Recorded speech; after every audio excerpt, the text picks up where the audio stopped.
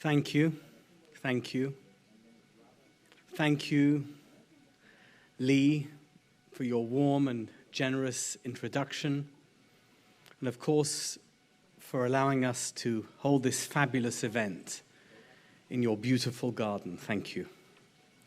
Thank you, Steve, and to the whole board for honoring me with the HeChaver Award.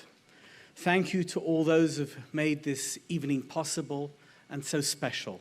Of course, my fellow HeChaver awardee, Nati, and to Bill and Judith, Cecile, Steve, and of course, Carly, Madeline, Marquetta, Jennifer, Errol, Chuck, the great Chuck, Elliot, and the countless others who have worked behind the scenes so that tonight turned out so amazing. Thank you to all of you who are here, and thank you to the many who are not. Some of you are watching online. Thank you for being so generous with your donations and for being so gracious in your journal ads. Thank you, most of all, thank you to Sabine.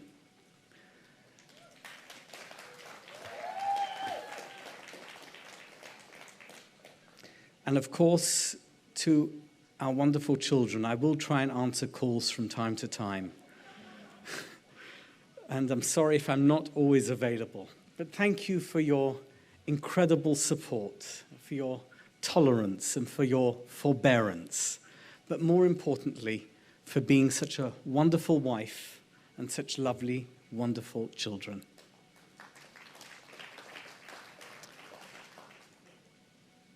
I would like to say, for the record, that this great honor, the HeChaver Award, is all of yours. It's not just mine. My many achievements and successes, not just over the past year, but going back to the time I was chosen to lead this quite unique and extraordinary community, have only been possible because you, all of you, have given me the platform to do my job as a rabbi, and so much more. Firstly, I have been there, I've been involved in your personal lives, I've been there for you when you had your ups, I've been there for you when you've had your downs, and we've become friends, all of us, dear friends, and we've learnt so much from you. But at the same time, while I've been your rabbi, I've been privileged to meet presidents and prime ministers and senators and members of Congress, some of them right here in this garden.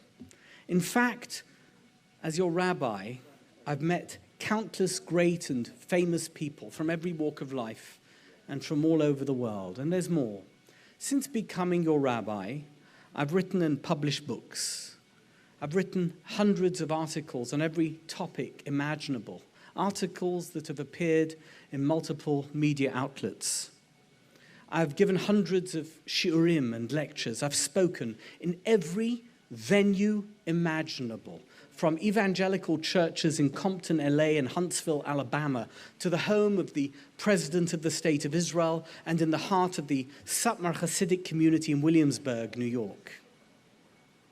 And at each and every step of my journey, you guys, have all been at my side. Hopefully, I have been a worthy leader, but you guys have certainly been a worthy community. Without your support, none of what I have achieved over these past few years would have been possible. And for that, let me say simply, thank you. And I mean it. Our community actually should get an award. We are an award-winning community. Besides for the fact that we came through COVID and have emerged stronger than ever, we are a community that's world-renowned for our philanthropy and for our generosity of spirit and for hosting some of the most amazing events in Jewish LA. Let me give you some examples. 3 years ago, we hosted a water summit. Thank you, Gina and Jeff, for that one. To help individuals and groups from across LA better understand how we can conserve water and use water resources more efficiently. Now, which shul does that? And there's more. Our shul is the first shul in the country, perhaps in the world, to go carbon neutral, offsetting our carbon footprint by purchasing thousands of trees. And let me give a shout out to the trailblazing Joe Samberg. This is his idea and his initiative, and thank you, Joe, for that. Now, just a few weeks ago, and Steve mentioned it, members of our shul donated 10 defibrillators and not one, but 2 ambucycles to United Hatzalah in Israel. We raised almost $100,000 after a 5-minute Shabbat morning appeal at the end of davening. It's absolutely incredible. And the list of good that we do goes on and on. It's just amazing. And that's what I mean. Our shul is an award-winning shul. Our shul is also at the forefront of pro-Israel activism. We support AIPAC, we support JNF, we support Israel Bonds, we support FIDF, and numerous other Israel-related charities and causes. And our support far exceeds our membership numbers. By the way, while I'm on the topic of pro-Israel activism, please allow me to welcome here tonight Sarah Idan, who is with us. She was Miss Universe 2017. Sarah is from Iraq, from a Muslim background. She is one of the most vocal supporters of Israel on the international celebrity circuit. Stand up, Sarah, please. Thank you, Sarah, for your love of Israel. We truly appreciate it, and we appreciate you. Thank you so much. Thank you.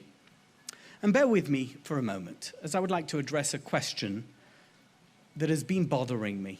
Someone asked me, it was just a couple of days ago, why do we need a banquet every year? Honestly, I think he was just trying to get out of coming tonight, although, without mentioning who he is, I'm glad to say that he's here.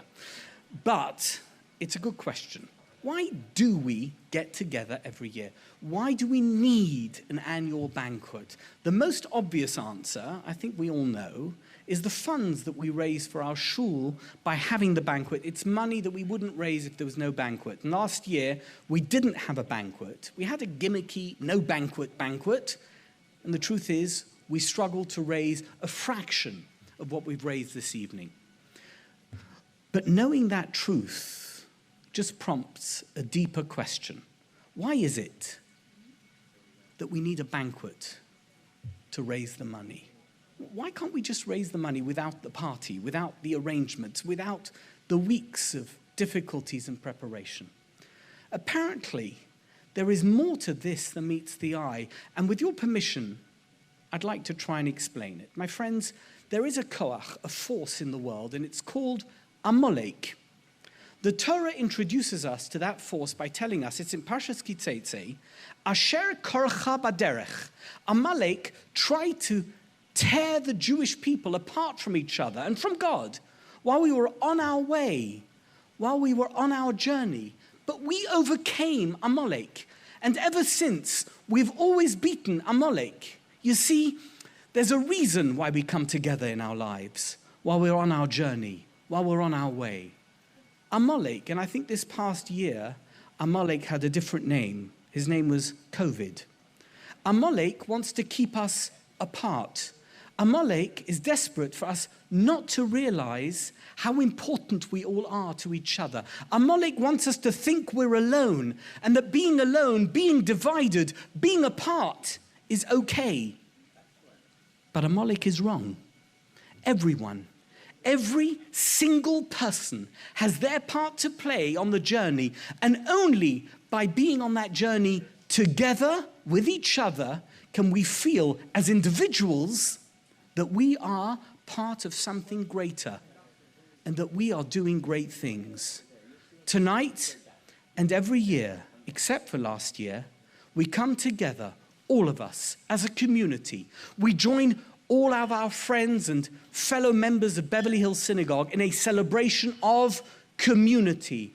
We are fighting Amalek. By being together with each other, the negative forces of Amalek are vanquished, and the positive energy of tzedakah, of charity, is released. My friends, that's the reason we need a banquet. That is the reason we must be together, and be together as often as possible.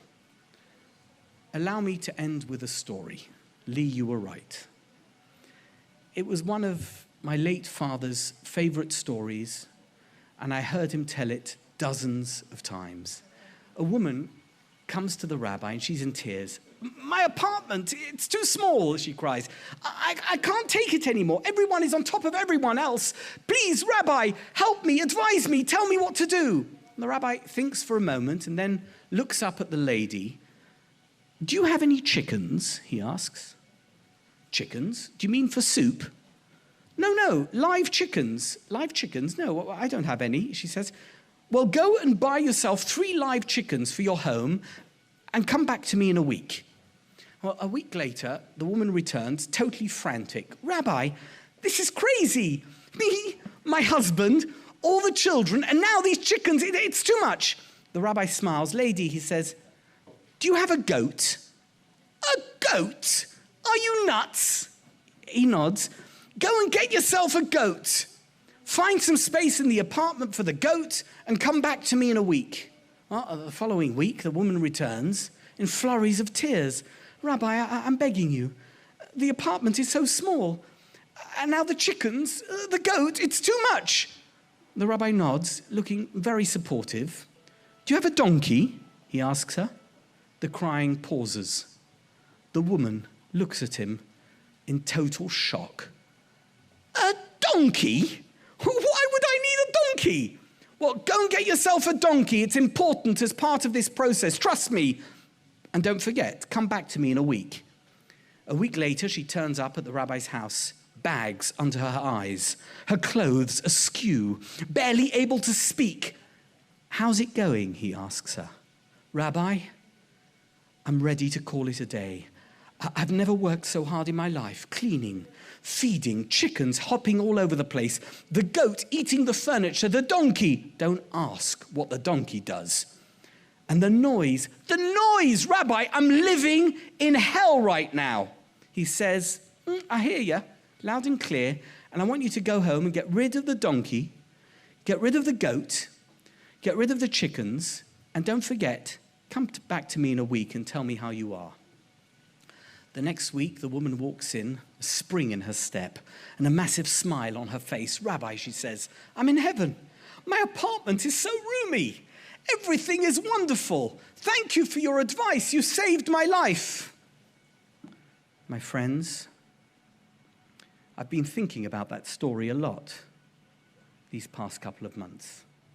Until March 2020, we had so many complaints about our lives, complaints about our personal lives, complaints about shul, complaints about the wider community. And then suddenly, we needed to wear masks. And then we needed to socially distance. And then we had to stay at home. And then we needed to do testing. We couldn't go shopping. We couldn't travel. It just kept getting worse and worse, and it went on and on and on. We couldn't even see each other. Our lives became a COVID hell. And now, here we are tonight. The masks are gone. The social distancing is gone. The restrictions are lifted. No more chickens, no more goats, no more donkeys. And hey, isn't life wonderful? Look at us. We're smiling. We're happy. How magnificent it is just to get back to normal life. Thank you, Hashem, for giving us such amazing lives. We are so grateful. Once again, thank you to all those who have made this evening so wonderful. Thank you all for coming. I look forward to meeting you all at Simcha after Simcha after Simcha. And let us pray for the rebuilding of our temple in Jerusalem, for the coming of Mashiach. B'mheira v'yameinu, amen v'amen. Thank you.